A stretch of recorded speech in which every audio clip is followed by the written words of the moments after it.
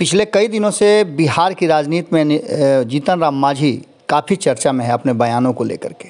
बयान के बाद उन्होंने जिस तरह की प्रतिक्रिया व्यक्त की वो भी काफ़ी चर्चा में रही, जिस तरह से माफ़ी मांगा वो भी चर्चा में रही, और सबसे ज़्यादा चर्चा में उनकी जो ब्राह्मण और दलित भोज था वो चर्चा में रही।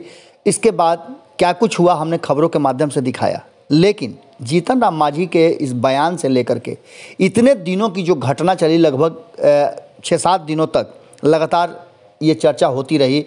ब्राह्मण समाज उनके दरवाजे पर गए और कई तरह की बातें हुई, लेकिन इन सब बातों के बीच में आपने कई ऐसी बातें देखी होगी जिसको लेकर के जहां एक तरफ जीतन राम मांझी से सभी किनारा कर रहे थे, उनके बयान को लेकर के लोग किनारा कर रहे थे, वहीं एक बात जो सबसे महत्वपूर्ण थी वो ये थी कि इस पूरे दौर में जीतन राम मांझी के पुत्र और नीतीश सरकार में मंत्री डॉक्टर संतोष सुमन कहीं भी नज़र नहीं आए।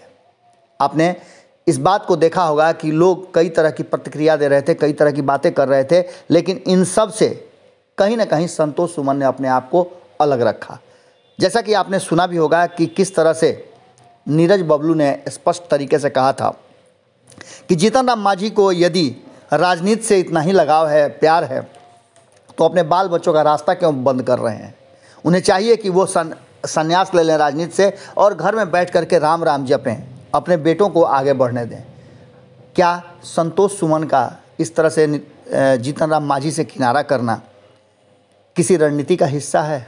जहां एक तरफ ये पूरी कवायद चल रही है, वहीं आपको हमने बताया था कि किस तरह से डॉक्टर संतोष सुमन, जब जीतन राम मांझी अमित शाह और नरेंद्र मोदी से मुलाकात का वक्त उन्हें मिला था, तो संतोष सुमन को उन्होंने दिल्ली बुलाया था और दिल्ली बुला करके दोनों साथ में मिले थे। उसके बाद से कई ऐसी बातें सामने आई थी कि कहा गया था कि नीतीश कुमार का साथ छोड़ेंगे, लेकिन जैसे ही वो पटना वापस आए उसके बाद से फिर उन्होंने भारतीय जनता पार्टी से नाता खत्म करते हुए नीतीश कुमार के पक्ष में बोलना शुरू किया था। खास करके इस बात की चर्चा इसलिए भी हो रही है कि जब जीतन राम मांझी ने अपने आवास पर भोज का आयोजन किया था तो उनके पुत्र और बिहार सरकार में मंत्री डॉक्टर संतोष सुमन कहीं दिखे नहीं। पूछने पर पार्टी के राष्ट्रीय प्रवक्ता दानिश रिजवान ने कहा कि संतोष सुमन विभागीय मीटिंग में व्यस्त हैं, इसलिए भोज में शामिल नहीं हो सके। कहा जाता है कि जब अपने ही साथ नहीं हो तो आपकी योजनाएं कहीं ना कहीं असफल होती हैं। पार्टी के नेताओं का कहना है कि करीब 2000 लोगों के भोज की व्यवस्था की गई थी और 400-500 लोग शामिल हुए।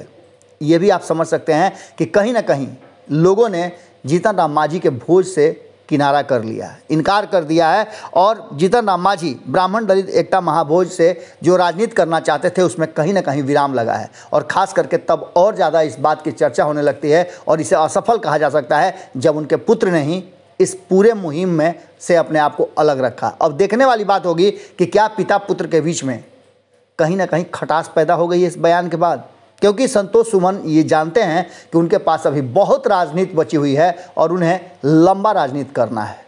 इसके लिए उन्होंने हो सकता है कि जीतन राम मांझी से किनारा किया हो। अब देखने वाली बात होगी कि आगे किस तरह से इसको हिंदुस्तानी आवाम पार्टी लेती है, क्योंकि आप जानते ही हैं कि ये पार्टी पारिवारिक पार्टी है और इससे आप इनकार नहीं कर सकते हैं। पार्टी में जो भी फैसले होते हैं वो जीतन राम मांझी और संतोष सुमन ही करते हैं। जुड़े रहिए भारत लाइव के साथ, खबरें अभी और भी हैं। अगर ये वीडियो पसंद आई और वह बिहार के राजनीति और बिहारियत से सरोकार रखेनी तो सब्सक्राइब बटन दबा के चैनल के सब्सक्राइब कर ली। ओजे एगो घंटी बा, ओकरा बटन दबा देला से कुल सटीक और मारक खबर रुआ मुफ्त में मिल जाई। अगर रुआ पत्रकारिता के हमनी के नया प्रयोग में सहयोग कर चाहतनी तो ज्वाइन बटन दबा दी। पेटीएम नंबर नोट कर ली 93868167